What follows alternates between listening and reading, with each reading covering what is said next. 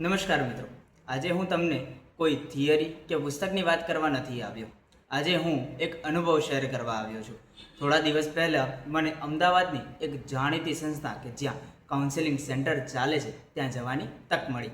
હવે સામાન્ય રીતે જ્યારે આપણે કાઉન્સેલિંગ સેન્ટર શબ્દ સાંભળીએ ત્યારે આપણા મનમાં એક ઇમેજ બને છે કે અહીં ફક્ત મોટી સમસ્યાઓવાળા લોકો જ જતા હશે. પરંતુ જ્યારે હું ત્યાં ગયો ત્યારે મને સમજાયું કે કાઉન્સેલિંગ સેન્ટર માત્ર સમસ્યાઓ માટે નથી, પરંતુ માણસને પોતાને સમજવા માટેની જગ્યા છે. અને આજે હું જે શેર કરવા જઈ રહ્યો છું એને જ સંસ્થાગત રિપોર્ટિંગ કહી શકાય.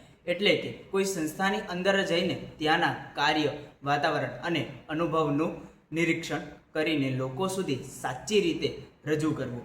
જ્યારે હું સેન્ટરના દરવાજા સુધી પહોંચ્યો ત્યારે સૌથી પહેલાં એક શાંતિનો અનુભવ થયો.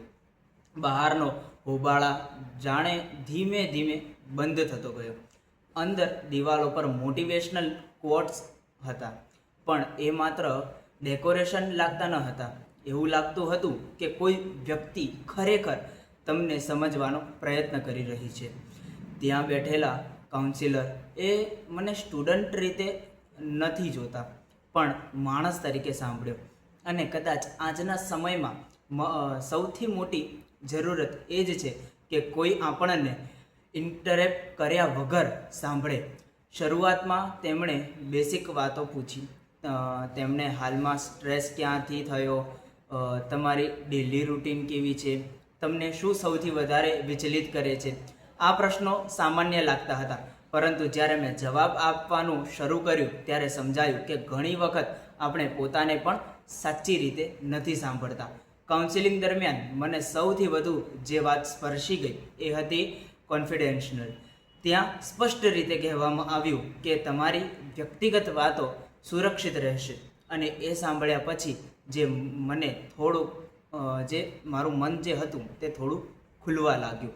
ઘણી વખત લોકો કાઉન્સેલિંગ સેન્ટર સુધી એટલા માટે નથી જતા કારણ કે તેમને ડર હોય છે કે લોકો શું વિચારશે, પરંતુ ત્યાં વાતાવરણ એવું હતું કે જજમેન્ટ કરતાં અન્ડરસ્ટેન્ડિંગ વધારે હતી. મેં નોટિસ કર્યું કે સેન્ટરમાં વિદ્યાર્થીઓ માટે અલગ અલગ સપોર્ટ સિસ્ટમ હતા.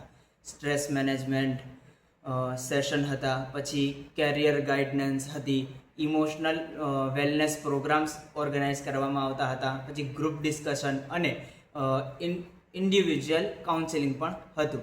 એટલે કાઉન્સેલિંગ માત્ર દુઃખ સાંભળવાની જગ્યા ન હતી, પણ ગ્રોથ માટેનું પ્લેટફોર્મ હતું. હવે જો હું રિપોર્ટિંગના દૃષ્ટિકોણથી વાત કરું તો આ સેન્ટરની સૌથી મોટી ખાસિયત હતી એની વ્યવસ્થિત કામગીરી. દરેક સ્ટુડન્ટ માટે પ્રોપર રેકોર્ડ મેન્ટેન થતા હતા, પરંતુ સાથે પ્રાઇવસીનું પણ ધ્યાન રાખવામાં આવતું હતું. કાઉન્સિલર્સ માત્ર એડવાઇસ આપતા ન હતા, તેઓ ઓબ્ઝર્વેશન લખતા, પછી બિહેવિયર પાર્ટનર્સ સમજતા અને લોંગ ટર્મ સપોર્ટ આપવાનો પ્રયત્ન કરતા હતા. એક કાઉન્સિલરે મને એક વાત કહી જે મને ખૂબ યાદ રહી.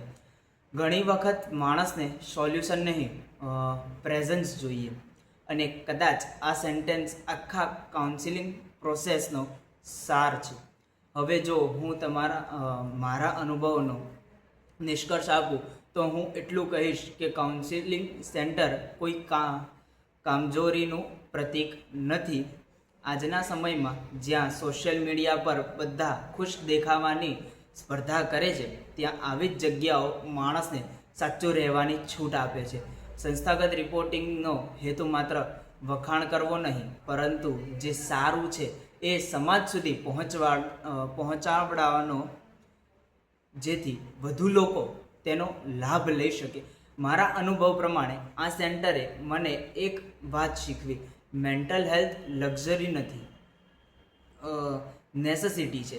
અને જો દરેક શૈક્ષણિક સંસ્થા આવી રીતે સ્ટુડન્ટ્સ માટે સેફ સ્પેસ બનાવે તો કદાચ ઘણા યુવાનો અંદરથી તૂટતા બચી શકે. એટલે આજે આ વિડીયો દ્વારા હું માત્ર એક કાઉન્સેલિંગ સેન્ટરનો રિપોર્ટ નથી બનાવી રહ્યો, પરંતુ એ વાત કહેવા માગું છું કે મદદ માંગવી શરમની વાત નથી. ક્યારેય એક કન્વર્ઝેશન માણસનું આખું જીવન બદલી શકે છે. ધન્યવાદ.